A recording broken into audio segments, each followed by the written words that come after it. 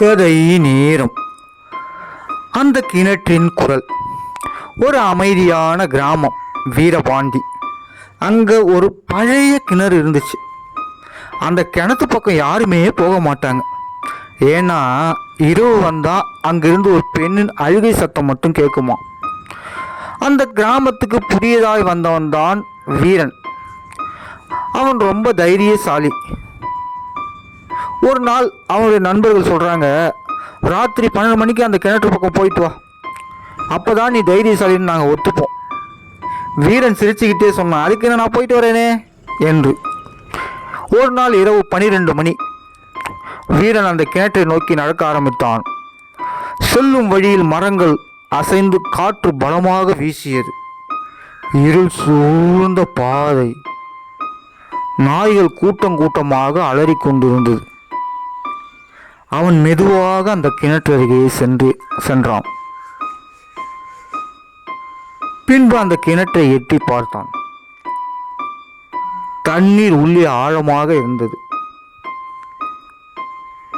அவன் எட்டி பார்த்தவுடன் உள்ளே இருந்த ஒரு குரல் மெதுவாக கேட்டது, என்னை காப்பாத்துங்க, என்னை காப்பாத்துங்க என்று. வீரன் அதிர்ச்சியானான்.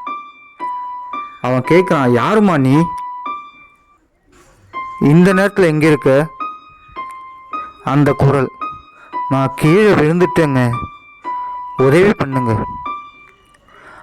அவன் தைரியமாக அங்கே தேடி கண்டுபிடித்து ஒரு கயிறை கொண்டு வந்து அந்த கிணற்றுக்குள்ளே போட்டான்.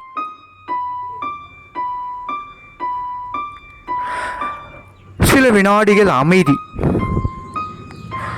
பிறகு கயிறு மெதுவாக அசைய ஆரம்பித்தது. யாரோ மனிதர் மேலே ஏறி வருகின்ற மாதிரி. வீரன் மகிழ்ச்சி அடைந்தான். பரவாயில்ல, நான் ஒரு உயிரை காப்பாத்திட்டேன். ஆனால் அந்த கயிறு மேலே வந்ததும் அது ஒரு பெண் இல்லைங்க.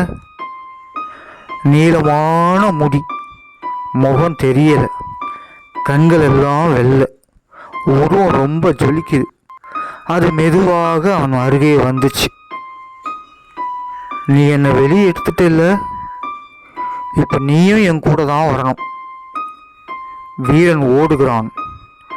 ஆனால் அவன் கால்கள் நகரவே முடியவில்லை.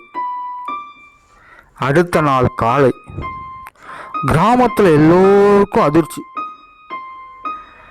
கிணற்றுக்குள்ள வீரனின் உடல் மிதந்துகிட்டு இருந்தது. அதுக்கு பக்கத்தில் இன்னொரு நிழல். அதன் குரல் மீண்டும், அடுத்தவர் யார் என்று. அந்த கிணறு இன்னும் அங்கதாங்க இருக்கு. இன்னும் 12 மணிக்கு மேல அங்க போனா உனக்கு அந்த குரல் கேட்கும். ஆனா அது உதவி கேட்கிற குரல் இல்லப்பா, உன்னை அழைக்கிற குரல். இந்த கதை பிடிச்சிருந்தா லைக் பண்ணுங்க, ஷேர் பண்ணுங்க, சப்ஸ்கிரைப் பண்ணுங்க. நன்றி, வணக்கம்.